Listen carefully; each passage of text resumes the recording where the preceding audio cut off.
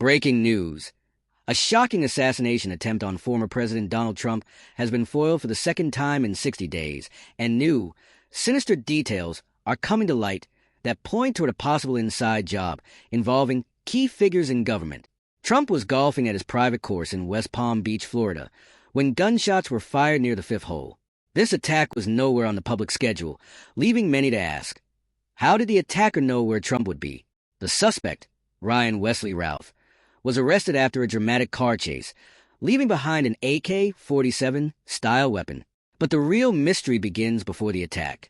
In a startling twist, over $11 million in put options, bets on the market crashing, were purchased just 2 days before the attack on Friday, September 13th. Could this mean someone was planning on financial chaos following Trump's assassination?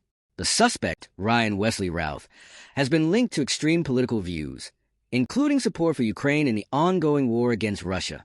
Routh's social media shows a man deeply invested in global conflicts, but who is he really working for? Could his mission have been politically motivated?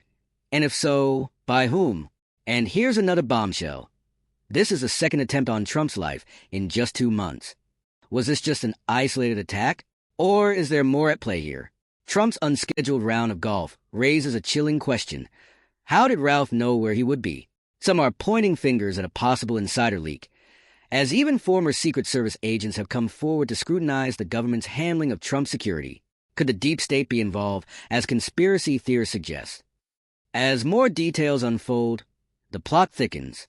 Is this a targeted campaign to stop Donald Trump from his 2024 election bid? With 2 assassination attempts in such a short span, many are left wondering, who really stands behind these attacks? And what's next for Trump and American democracy?